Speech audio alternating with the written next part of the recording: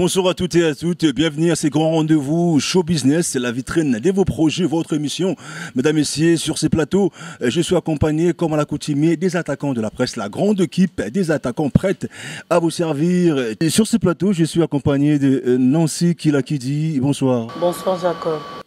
Nadia Skimana, bonsoir. Bonsoir Jacob. Mesdames et messieurs, une grande émission pour vous qui a pour but de promouvoir la culture africaine, mais également aussi faire découvrir des grandes œuvres de personnes qui contribuent à l'avancement de notre culture. Lucera de notre aujourd'hui étant invité principal et permanent de la soirée, il s'appelle Verkis Kiamwangana, une icône de notre musique, de notre culture qui est de notre aujourd'hui. C'est avec lui, n'est-ce pas, qu'on va essayer de discuter autour de différents sujets. Mais avant tout, nous vous proposons ce portrait. Et c'est parti. Il restait l'homme utile depuis sa génération qui ne cesse de tisser la culture congolaise dans sa juste valeur.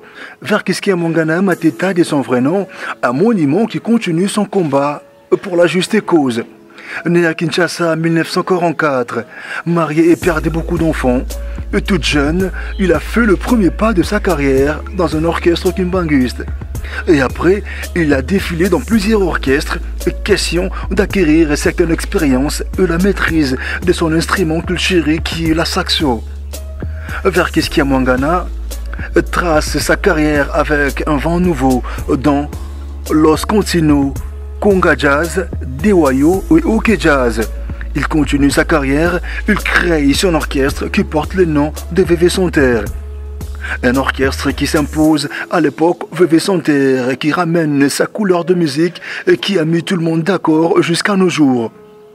Cet artiste producteur qui travaille d'arrache-pied pour la promotion de la musique congolaise comme auditeur. Après avoir été découvert par Franco dans une boîte de nuit, une collaboration qui a permis d'élargir sa vision, signalant qu'il a produit plusieurs artistes ici au Congo. Homme de culture, Verkis Kiamwangana devient président du conseil d'administration de la Sokoda. Il dirige cette entreprise, cette grande entreprise des artistes depuis 2015. Dans le souci de revaloriser notre culture et de vendre une image correcte, Verkis lance son journal jusqu'à nos jours, éditeur du journal Le Soir. Bon vent à cette œuvre et bonne initiative, bonne chance à vous. Voilà, de retour sur ce plateau, chers téléspectateurs, comme je le disais tantôt au sommaire de cette émission, qu'il est là, il a accepté de venir sur ce plateau.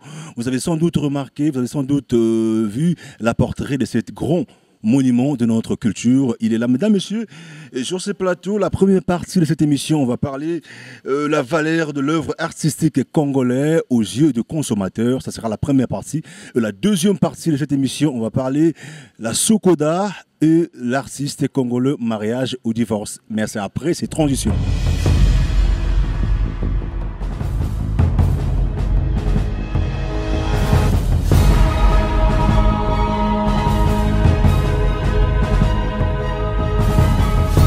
Voilà, des retours sur ces plateaux, chers téléspectateurs, il est là. Monsieur Verkis Kiamwangana, bonsoir. Bonsoir. Ça va? Oui, ça va, ça va. Très ravi. Vous êtes content d'être là ce soir pour nous? Oui, bien sûr. Ok. Parce que je suis venu. Voilà, vous êtes en face aujourd'hui des attaquants de la presse et la grande équipe. Voilà, vous êtes prêts à répondre à toutes les questions, je crois. Oui, bien sûr. Verkis Kiamwangana aujourd'hui, to meka kobeta lisolo ya culture congolaise. Alors, tolingi toyeba etant icône ya musique ya Congo, monument au asali mingi na mboka na biso. Alors pourquoi aujourd'hui œuvre artistique congolaise est-elle sous la valeur aux yeux des consommateurs, naba producteurs, piraterie sur la place. C'est pourquoi aujourd'hui que l'œuvre artistique n'a plus de valeur na mboka na biso. Mais oui, d'abord il faut y avoir que ma musique est en Bamboka, surtout. Hein? Tout ça est bandaki na Congo. Si bien que Négolobi, les artistes, enfin les artistes vivent sous la mais moi je vois il y a des artistes qui voyagent souvent. L'artiste va voyager en Angola, ils sont invités par le chef d'État Bamboka, voisin, tout ça. Donc ça marche bien. Mais dis-moi, avant c'était pas la même chose parce que on produisait sur place. On faisait des disques sur place. On on ne pouvait pas, n'est-ce pas, pirater parce que là, on faisait ça en vinyle. Parce que pour faire un truc copié sur base, n'est-ce pas, du vinyle, ça ne marche pas bien. Tout ça, ça compte. Et puis il y a la piraterie aussi. Et président Verkis, piraterie du place ming. Et on va baser quoi sur vivre dans l'heure dans bango comme plus matolo, bah voyage pèse à rassouter, combattant à faire combattant et remplacer. Et aujourd'hui et c'est le contraire à Maramnio. Na yébité parce que dans la zone il y a des artistes aussi de temps en temps qui sortent bazobima à l'extérieur. Bon, mais dès qu'il y a eu que situation ils allaient n'engue ils allaient qui IRT. Il y a une différence. On peut tout dire, mais il y a une différence. Quand les Araki, bon, bon, bêta, vous sentez que la population va derrière vous. Mais si souvent, dans le monde, bon, artistes vont vivre comment? Donc, Carence, c'est un producteur, président l'une des causes, c'est Marambango. Oui, ben, Carence, c'est un éditeur, c'est vrai. Mais ils rappellent de temps en temps aussi, tant sur erreur, il y a des artistes, parce que souvent, dans une preuve qu'un artiste a pu Nzembo Panayo, par exemple, enregistré,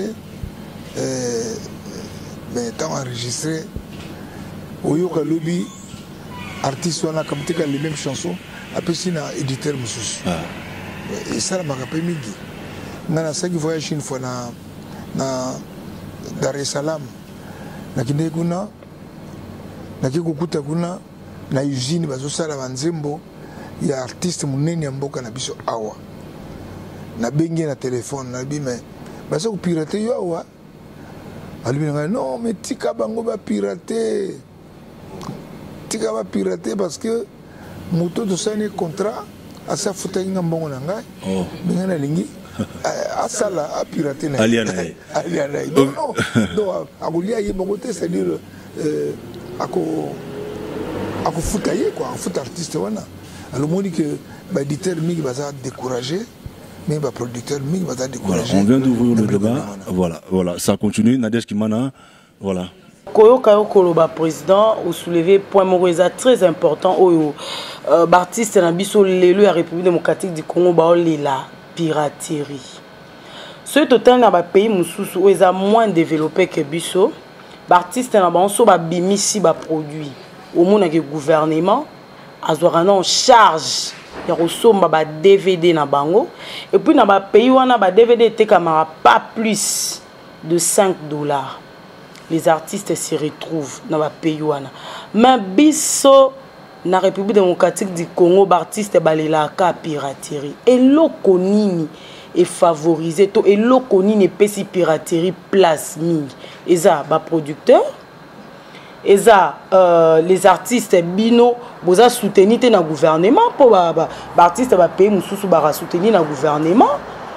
Tout, et ça copie à ba producteur ba salara pour ba dribbler ba artiste. Na Nigeria, ce qu'on piraté, Nzembo ya Nigérien. Bato ayoki yango baye ba bukinda kuna. Tout ça par tous les moyens, tout éradiquer biloko bazo sala wana ba piraterie no so bazo sala wana. Mais tamso mona na mboka kuna na mboka yake succès à makasi mais on a quelque tamso succès à mingité moyen de vivre bien égalité mais il faut quand même l'état ça là quelque chose l'état doit ça vraiment quelque chose donc l'artiste congolais baza soutenir dans l'état non baza soutenir pas à 100% surtout le comme je peux y ba on est solo mais artistes musiciens ou parce qu'il y a les artistes en général ça dit pas plasticien il faut nécessairement l'État à aider l'artiste. Bon, pour aider l'artiste aussi il faut que l'artiste soit sérieux parce que mon gars ibi beaucoup de choses tu gagnes na fête moko boye ba percevoir quelque chose. Bon tongo nango wana nakute na moko trainer kuna na fête wana ndenge bayamba biso alibi na ngabi Verkis tika ngana lala kiawa nazaki na momi n'intercontinental na lali awa oh l'air mlaro toujours to sali ambiance au sakana tenga bi abi atuninga siko bongo yokasi ngai mbongo nanga na somaki ba brique. C'est intéressant. Là là. Puisque ça l'ambiance souka na ngwa. Moni na biso be artiste plutôt par tous les moyens parce que de temps en temps ba contribuer monsieur pas ça ko salisa ba artiste ou donc cité à wati. Mais il va se faire un effort ba dépasser pas en pambaté. Tout ça ça compte aussi hein. Parce que sous celle nze mona yo eza kitoko par exemple. Tant aux autres textes yango recette na yo wana ozotia. Si bien que recette eza muke mais recette wana faut au sala yo tourner pour que l'audio sala mususu et puis on continue mais les kamboto le bi ya ba konziza ya solo ba konziza sala sa biso nengi ya kalate kala ba ko sala sa biso facilement. Voilà, c'est bien. Loko la président ya Imiko, initiative nini ozana ngo pona kolongola loko wana pona évolution ya culture congolaise. C'est ça.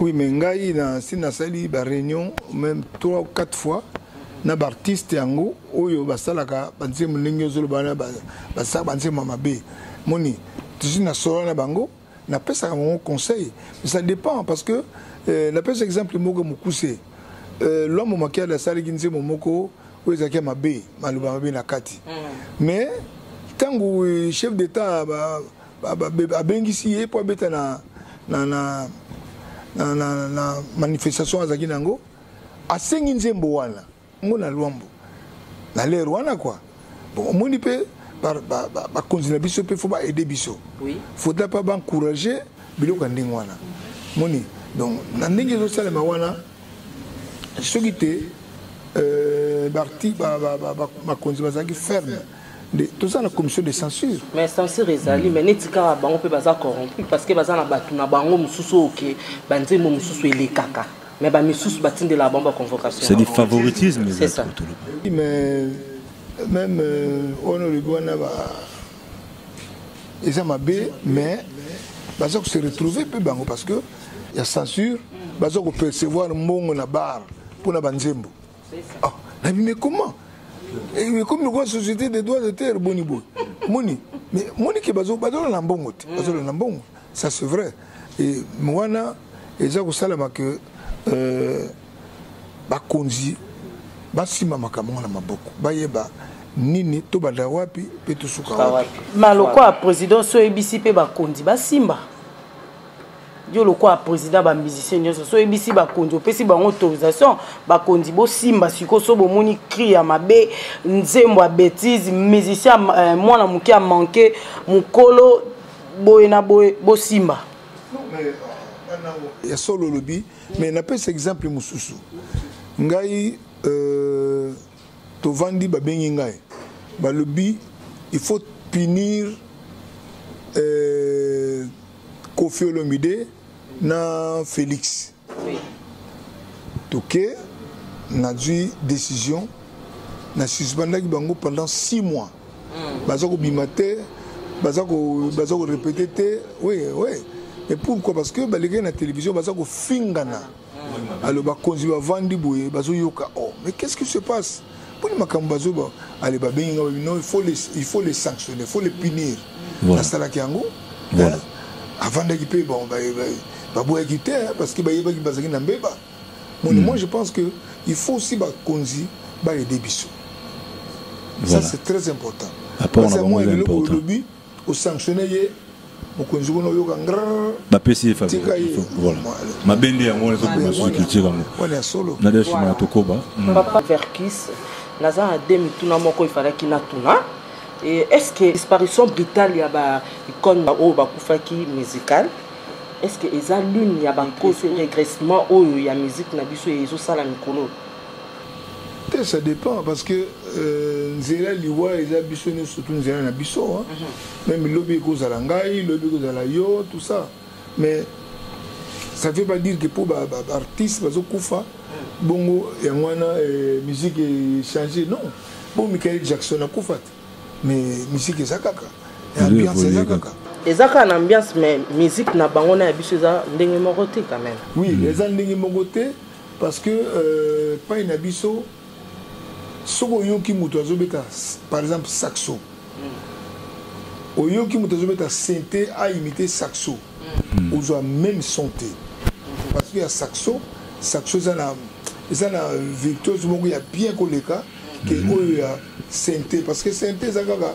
ba besali programmation même ba nzemo mingi ya ozoka oyoka o proclamation na studio nzemo kitoko boye mais soko bandeli yango oyoka ba bandina na programmation so basali programmation alibaye bati ba voix bati bo oh la l'air ya franco la l'air ya taboulé l'air ya biso tozaki ba grand makizar ba orchestre belé la l'air même ba saiko tout ça ezaki ndenge nini ezali moto aye na nzembo guitariste bakolakusa ye te guitariste ayoki par rapport à mélodie wana a créé rythmique na ye saxophoniste aoyoka no na voix oyo na nzembo ndenge ezali fona beta partition boye mais lelo eza su bongo te lelo ezali partition basaleli yango na internet na synthé non na synthé ekoti na machine ordinateur et tango yogo ya ou ajouter kaka voix ou ajouter kaka mais moni elengi wana eza sous primate mon photo ça la un effort aussi na côté na biso ya solo vous avez raison. Deuxième question nanga eza s'il faut faire le bilan ya culture na biso ya époque ancienne jusqu'à nos jours papa Verkis est-ce qu'ils sont positifs ou ils sont négatifs na tango na biso lelo na lobi bien te na tango bande kobeta bozalaka bozobeta donc tango akala na tango moderne na lobi bien culture ya époque ancienne na sikoyo ti lelo est-ce que bilan nango eza négatif ou eza positif? Pona ngai ezalaki positif mais à un certain moment ba artiste o baza na dehors ya Congo ba mboka mosusu baza ko interpréter banzemo na biso baza ko sala ngo mieux que biso. Tout ça aussi ça compte hein? Parce que ba artiste na Côte d'Ivoire tout ça oyoka bon oyoka bazuka mayele na biso azu mayele na biso alors siko biso toujours ça ni to bana luka siko to la ka bon na sima. OK uti pa na biso mo. Oui uti pa na biso mo wana nde eza solo mais moi je pense avec le temps toujours bundanan toujours bunda na ci changement mo au salam. Merci papa. Voilà, ça continue, chers spectateurs. Comme vous le remarquez sur ces plateaux, le saxo et zawa, c'est l'instrument, votre instrument préféré. Et dans la saxophonie, il y a un bêta gimingi. Président Verkis. Saxo, oui, saxo. Na bala ou bêta kala. Il y a un lingara mingi. L'instrument préféré na yo. Oui, parce que l'instrument, tant on a bêta ka saxo. Sur la zana, fait mon batanga ou bien église, bien. Na mi koti sa na kati ya saxo. Voilà. Dans una kangi saxo bu dans obeta maya misi zobiba. Vraiment. Voilà on appelle ça des sentiments ezali. Mais ce petit partition na synthé ezala ndenge mokote. Voilà. Merci beaucoup. Chers spectateurs, on va prendre la deuxième partie de cette émission. Comme vous remarquez, le président Verkis Akoyanula Kabongo na mituna otokotunaraye par rapport il y a valeur et œuvre artistique comme on va prendre la deuxième partie de cette émission-là. On va parler de Sokoda et artiste, mariage ou divorce. C'est parti.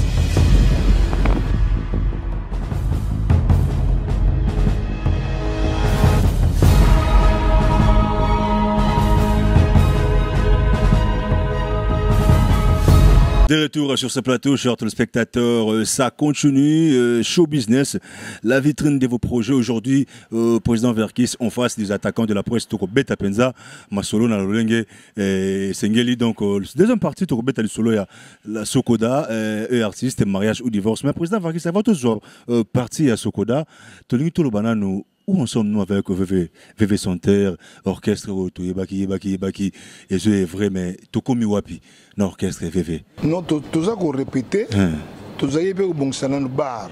Voilà. Parce que comme Natikaka que, avant la zone et la scène, il faut la bar, l'angamoko, moni, yangwana, tout ça qu'on répétait. Avant 2 mois ou 3 mois, tout ça là sur scène. Sur scène, la production c'est Niki Rozonga, et puis. parce que bato bakozela bino pe police syndicat zonga bato ba mesa na koyaka na bar comme d'habitude ba koyoka saxophonie live comme ba mesa na koyoka mais ni tambour ni trompette et signe de vie de salamate album de s'annoncer ah no et biso que bon se préparer pour la production scénique. Mais oui, mais pour ça l'album même banini faut dans l'étranger. Tout ça aussi ça compte hein? Parce que yo ça la biso to ça la tant que ça Nzembo. Il faut natina moto na poto akende kuna sala tout ça. Moni ngana za sûr que na ndenge bayambaki ndeko nanga Lutumba ba mokonzi mokonzi apesaki promesse que ba kusala studio munene. Voilà. Nakanisi makamone ko changer aussi na la production ya ba cassette, production ya ba CD, production ya ba flash one, flash disque. Mon numéro biso, orchestre VV, toujours répété. Tu répété, c'est quoi presque presque 2 ans. Ti naza sikoyo, nana yogi sentiment, il y a un chanteur n'engi ngana lingeli yangote. C'est ainsi que toujours bundananu, et on a aussi même soko artiste, un chanteur, il y a malam basali, il y a malam. Baya ko s'inscrit baya n'est-ce pas pas sollicité voilà n'avait pas et les autres qui habitent kaka c'est ça ba chanteur de perception un peu erreur mais instrumentiste tout va ça très bien. OK. Voilà boyo kimbela ba chanteur pa ibozali boya na imna VV chanteur je crois que kuna ndi pa ibakozwa ba réponse ba yama ba na bango nyonso so ba komi pour na ko s'inscrire ba kota na VV chanteur ba évoluer la carrière na bango. Alors tous ay bongo likambo ya Sokoda. La deuxième partie de l'émission, président Verkis, d'abord, il y a Bananou. C'est quoi le rôle? Il y a Sokoda, Nanou, Namboka Nabisu. Sokoda, ils sont comme Sabam ou comme Sassem. Sokoda, Moussa Naye, ils allaient protéger l'œuvre, il y a créer les créateurs de œuvres. Il faut souffrir Sokoda à. Société congolaise des droits d'auteur et droits voisins. Oui, exactement. Alors, Moni, mais, et puis, tu peux percevoir, et ensuite, il faut te payer, il faut te foutre. Dans l'artiste, il y a un droit. Moni, pour ça, tu peux percevoir, tu peux un droit. Donc, tant que Sokoda, Moussa Langoza Kozouananu, qu'on collectionner Bambongo Nyonso, œuvre d'artiste, après qu'en retour, qu'on foute l'artiste dans l'œuvre de Bango Bassal. Oui, mais Moni, il y a solo, mais parce que Batoubakan Sakake, Sokoda, les alliés société Vanda, Bazo peut s'en bongo, pour un bongo, distribuer un artiste. Pour œuvrer ça, Marané. Mais, toujours pas conçu. Baché Nabiso et Futaka, droit de terre. Il y a un moment comme. Oui, tout ça, la tribunal, bientôt na Radio Kapi. Pourquoi? Parce que à Betaga musique, boutou moi. À vous Futaka droit de terre. À Futaka et l'autre de mon côté.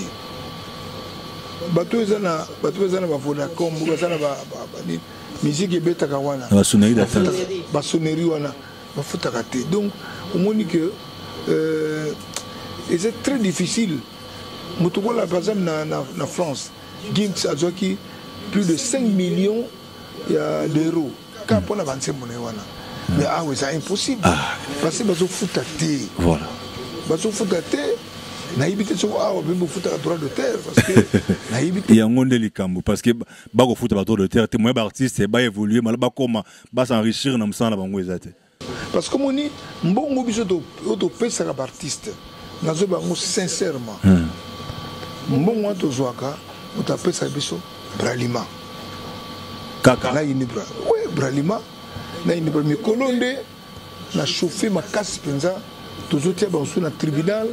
Bon. Parce que ceux qui font des bisoutis, bisous, tu peux savoir artiste. Et puis il y a des musiciens, parce que artiste c'est des photos, des photographes, des comédiens, des peintres, tous les artistes tous ensemble.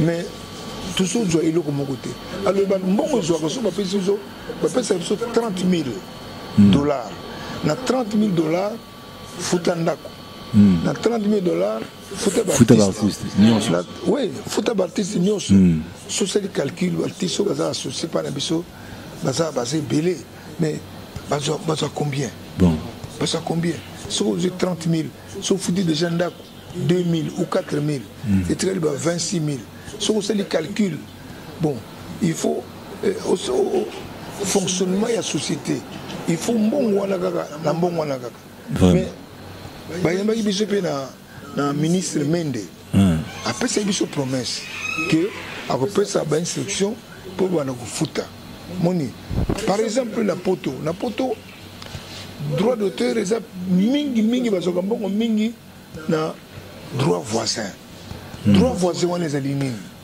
droit voisin ezali soki boko importer biloko na poto ou na mboka nyonso tout avec kota na Kisasa ou kota na enfin na Congo il faut balongola un pourcentage parce que c'est la société des droits d'auteur voilà. Et ça partout mais awa c'est le contraire c'est le contraire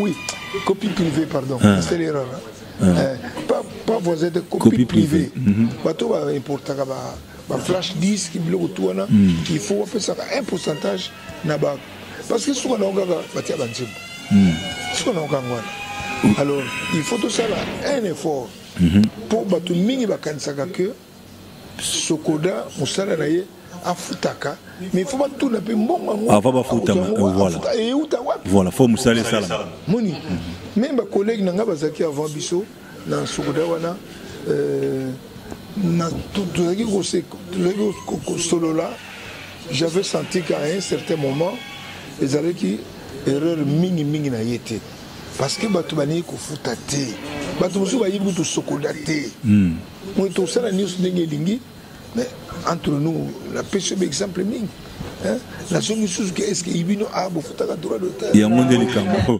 Nadej Kimana on va prendre voilà intervention na yo non mais pour répondre ngana ma question est à biso ba réponse ndé yo ne mto pesa biso voilà dans la question mususu to ngai to poser yo papa oyebike eza na d'autres artistes oyo baza affiliés na kata Sokoda mais ne bango bazo bénéficier té ba droit na bango na Sokoda mais ozongi ka simate te nazongi simate droit na bango po bazo yango il faut peut tout zo yango na bato bazo ko utiliser bon bato o bazo utiliser c'est autre chose parce que na yebi artiste mo comédien alekanaki quelque part na chaîne moko moyen atanga kombo izate alekani azoko se monter alobi ke ye aza affilié na kati ya Sokoda mais nanenga aza affilié na kati ya Sokoda asala ba démarche nyonso Sokoda esengaki mbongo une fois ebimaki mais la deuxième fois yaki mbongo ye kombo na ezaki na liste te moyen zo mbongo ezate bata Sokoda basengi ye abandela kosala ba démarche net mutu oyo nanu azala adhérer na kati te mais tandis que yé déjà azala ki azwaki pe mbongo moko et chose grave eza que par rapport à ndenge ya zo sala ba pib na ye Sokoda azolanda okende kozwa mbongo la place oyo azoleka kosala ni okoki koyebisa bato nini bato nyonso balando parce que balanda ki yepe ko biso atoza les attaquants de la presse nakoki po otanga kombo rien m'empêche pour tout foutre mutuano lobby il faut pas foutre biso bon ndeni bo futa ki première tour bo futa ki deuxième tour aye comme on est eza figuré te na kati il y a liboso il y a liboso peut-être le bateau va foutre qui parce que réalité va foutre quand tu les moments où on foutre raté la période va foutre qui il y a moi va foutre qui la période va foutre bisoté il y a moi va foutre c'est que faut aux attendre ko expliquer bango parce que bango ba comprendre ki yango te yango alekana ki na télévision lobi bazo senga $80 pour abandela lisusu ba marché makasi d'après vous organisez que artiste on se dit œuvre naïe d'abord quand tu penses à la vous avez un bon wana il faut yo artiste au sein de ça œuvre wana oyo ekoti mbongo na sokoda mais soki ekoti mbongo na sokoda te moyen ozwa mbongo pesa bon siko eloko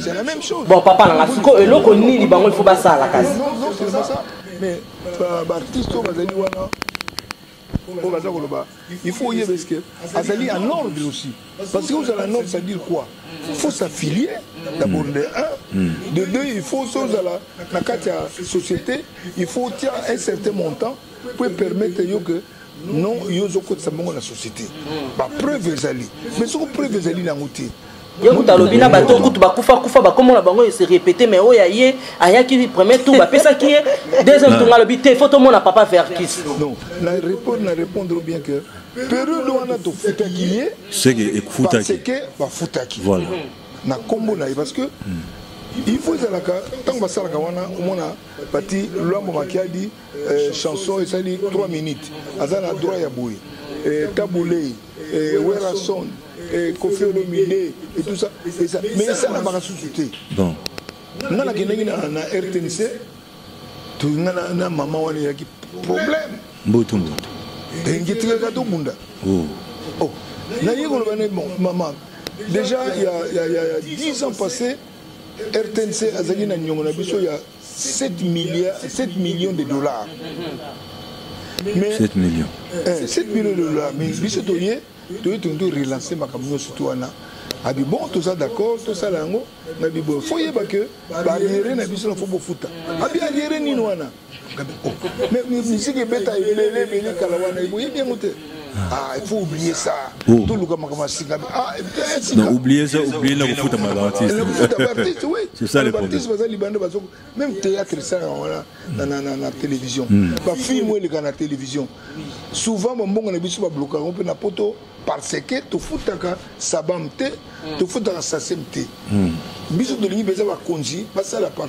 tous les moyens parce que quand vous dites que Moutouana sali démarche non sali comédien mais tant on sur la comédie on est ce qui parce qu'on fout un ticket faut tout naper parce que pour fout un ticket il faut quand on fout des tickets mon union surtout à Zui à Kamati 3% à 2%. Na Sokoda. Ce qu'il faut ça ndenge na ba démarche na bato bazolanda yo parce que bango batala epé comédien wana.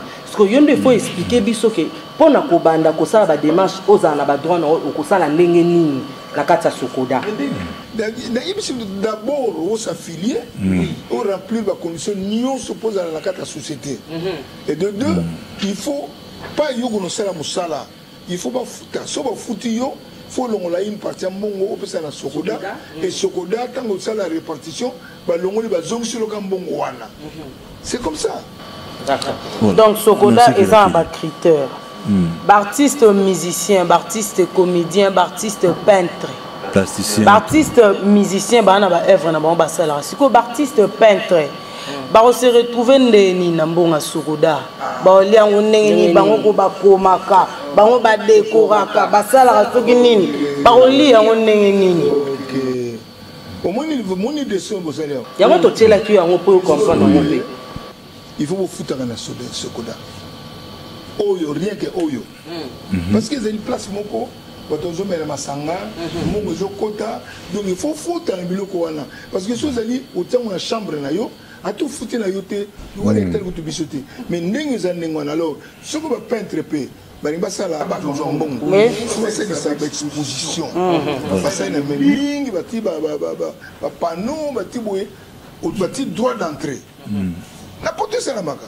Voilà, droit d'entrée on vous permettre à ce que bien sûr bon on est là pour avoir bien sûr bon to pesa mbongo yuta wapi yuta na biloko wana ti na biloko to koko zwa na loko na bino bozana ba tableau yo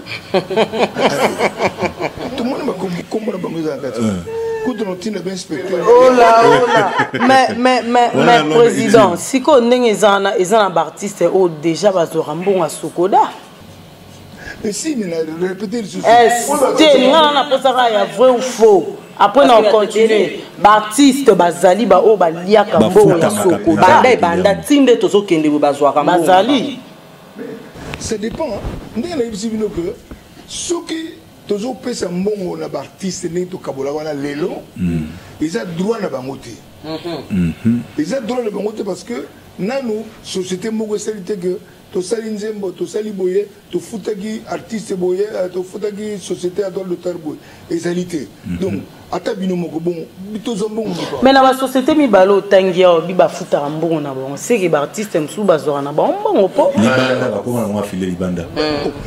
c'est que po ba société no tangane mwana tangia te po ba futa ngati mais olobi awa ba société wana mi balé bango ba futaka ba msusu mikolo yo mikolo parquet lo pamba o meme bango kuna po ba futaka te mais ba des sociétés na loko e futaka c'est qu'il y a des artistes oyo bazora déjà mbongo na bango to yeba po ba artiste bango lela lelo président lelo ma tolo na monde ya musique na ebisio et na ba msusu amonika musicien kimi ba musicien ba lela kaka mbongo ya rati siko ngana ina yeba kaka na ba téléspectateur o ba Hollanda ba yeba ba artiste mususu ba se retrouvera bazora na bango déjà mbongo ya sokoda baza atami balé mi sat pour plier les bandana deux mais na yebisi yo tant on a le déjà que le mokyo dozo zoa ya ngwana zo kabola na bato surtout sokoto ya ngana mona la cité Kombote na mona artiste munene za na mboka azali awa na mona ki mu fish na ye azwaki 10 € pour toute l'année na sabam 10 € s'il vous plaît mais na soneka so pesi mutu 10 € ou 10 $. Ah moi ne azo yiba biso ya ngwana ba yibi vérité égalité non. C'est ça, tout ça. C'est pour la bonne sokoda d'avoir le kuta. Et puis, la Ngana Kofi, tout ça qui discuter, situation, il y a à s'affilier. Parce que les loyaux, tout va s'en abisso. Dans la nité. Oui, Ranson, JB, Fabregas, surtout. Bazaïko, mais là, on chrétien pour la mission chrétienne autant avant.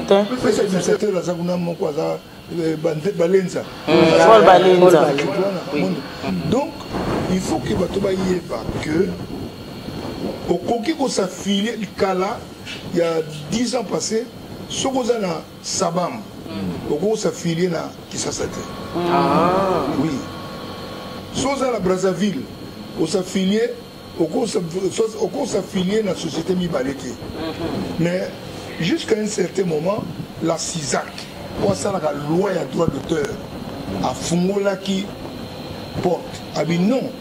Ce qui, dans le débat, on a Kofi Olomide. Dans le but,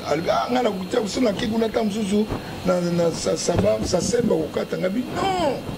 Talaga bien na contrat na yo na sabam na sasen passage moko ezali wana et lobby que yo ongi kaka par exemple na sabam lobby nga sabam na lingi yo o protéger nga kaka na Belgique OK na Brazza par exemple OK na Brazza lobby yo Brazza yo protéger nga kaka na banzembo ezaka na Brazza ce que commune ndenge wana n'a expliqué en outil ah ça gagne moi vérifier en moi parce que toujours suivre ma caméra sur Sisak à ça là parce que Sisak il y a une dans ma caméra tout il y a droit d'auteur et puis encore et là comme ça sur la zone pour la et là comme ça dans le but pour la par exemple normalement ezali na monde entier ce qui société à droit d'auteur et salami à Sika l'État vous a en charge pendant 5 ans.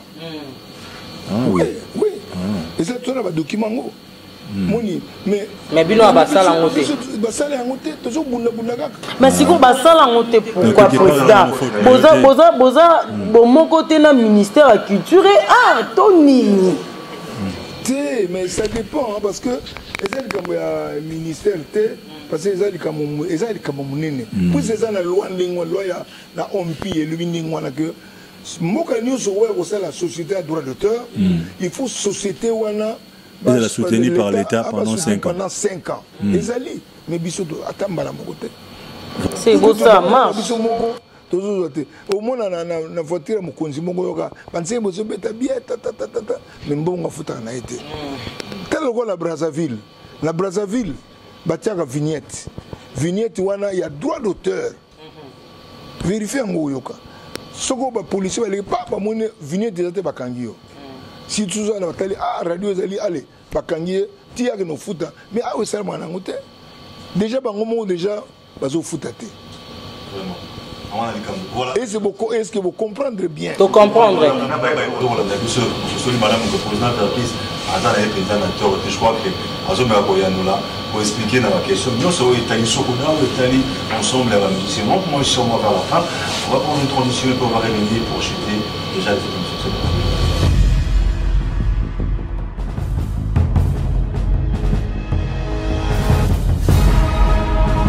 Voilà, de retour sur ces plateaux, chers téléspectateurs, lentement et sûrement vers la fin de cette émission déjà. Président Verkis, je crois qu'on va prendre votre dernier mot par rapport à thème Nabisu à Sokoda. Qu'est-ce qu'on peut retenir déjà de votre passage par rapport à deuxième thème Sokoda? Et puis on va reprendre la rubrique J'ai connu l'instrument qui va intervenir déjà dans 2 minutes. Voilà, en deux, trois phrases par rapport à Sokoda déjà. Qu'est-ce qu'on peut retenir rapidement? Artiste baye ba que et loko yozo réclamer eza oyo ba pesi bisoté eza loko oyo yo moko sali bongo nani ekoti tala même to ça ba problème la société wana mo la ba conseil d'administration bazo bimisa mbongo bazo ko pesa mbongo ya fonctionnement bazo sala boy parce que mbongo ezati donc faut ba yeba que ba sala makasi ba to ba yeba droit d'auteur eza nini. Parce que tu as eu droit de traiter. Monsieur Sokotilier Bouna, Sokoda, c'est quoi ça Sokoda? Mindelo est belé, Natina va me inspecter mon waïna, pas va saga bajia ou quelque part. Mais Mindela va dire, mais Sokoda, c'est quoi Sokoda? Ouais, il y a des gens qui ont Mikanda, ordonnance à chef de l'État, n'a arrêté, ou Salamaki, n'a ministère. Ah, il y a solo. Mais pour tout ça, partout, il faut tous avoir moyen. Il faut les camis dans la télévision et la radio. Mais mbongo exact, il faut tout luka ya luka. Ba konziba aider biso. Vraiment. Voilà, ba konziba aider biso malamu encore le capon na Sokoda etambola malamu. Donc botika okanisa que président qui ça voulait mbongo Sokoda or que Sokoda peut fonctionner malamu faut ba konzipe baya ko chapo. Je crois que vous avez eu des éclaircissements par rapport à la thème no sobi balé. Mais pardon mais Verkis yango kolia mais tout ça na société de surveillance bazali ba contrôle la biso ne pensez pas que Verkis avant de ga bazolia mbongo non mbongo butu vous êtes contrôlé tant butu na pesa ba détail mingité boyebi te mbongo ngo azo yango wapi vraiment tant soyi mbongo pa pesa yango pour la société vraiment par exemple vraiment merci beaucoup la rubrique J'ai connu l'instrument à tout de suite.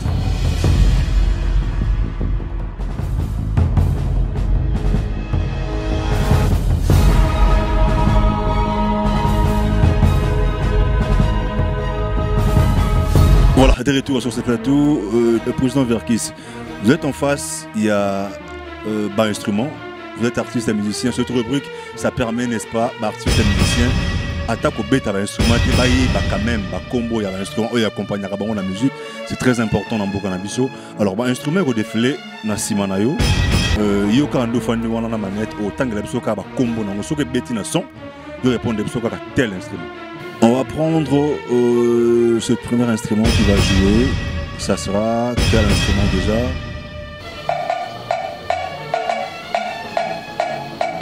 Ok, président Verkis. Moi, c'est Kobel. Kobel. Oui, instrument c'est Kobel. Ok, on va prendre la. Voilà, deuxième instrument. Ça sera quel instrument déjà? On a dit maracas. Maracas ou vous êtes sûr que c'est maracas? Ok. On va prendre quel instrument comme troisième instrument? Ça sera. C'est mon instrument ça. Voilà, ça peut jouer, continuer.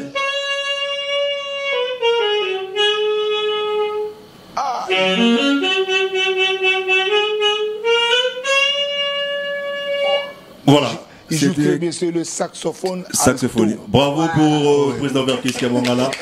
Voilà, c'était la dernière rubrique. Je connais l'instrument. Face à la caméra, à cœur ouvert, le président Verkis, un mot pour l'émission.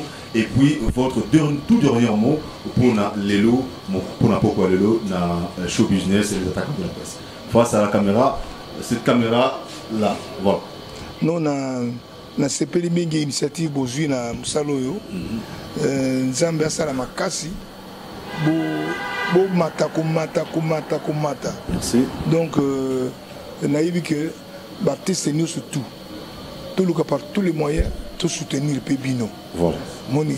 Donc, nous avons un Bino Baptiste. Tout soutenir Batoyo. Pour nous faire un propre. Bon, donc, nati moi que ça le pour le peuple congolais nous pour le peuple congolais nous bazotalangai. To lingi bino bo sala par tous les moyens bo yebisa na bato na camarade na bino que sokoda ezali mbongo oyo tozwaka te o ba futini l'état pesi biso te l'état pesa biso te mais to lingi l'état bana ko pesa parce que eza ndenge wana loi on pie le ndenge wana. Voilà.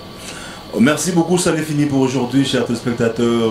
Merci au président Verkis Kamongala d'être là ce soir pour nous. Merci à Nadia Kimana, merci à Nancy Kilakidi d'être là ce soir. Je tiens à remercier toute la grande équipe technique, aïe et tout, Forêt Moulin aujourd'hui. Merci à Fabien Motofé, merci à Gerlendela, merci à Chakou Yaoune, merci à Paul Bossomi, merci à Joyce Guidou. Merci à notre maquilleuse et Madame Jolie Salon Vision, un travail très professionnel. Merci à notre bière Cisodor, la couture intelligente, comme vous le remarquez. Merci à tous les amis. Merci à Monsieur Thierry Kabamba, les patrons du Pyramide Group, l'homme utile, on ne cesserait de le dire. Merci à Ken. Merci à tous les amis des PDG Verkis qui sont là pour assister à cette émission. Merci à Rossard, merci à tous les amis de l'Envar. En tout cas, on est ensemble. Merci, on vous dit merci à toutes nos chaînes partenaires et merci à tous les amis d'ici Congo Ngenge et Congo Kimia, Congo Connexion TV d'ailleurs. Ici, on est ensemble. On s'est dit, Inch'Allah, on se retrouve très prochainement pour un nouveau numéro de cette émission au Show Business, la vitrine de vos projets. Au revoir.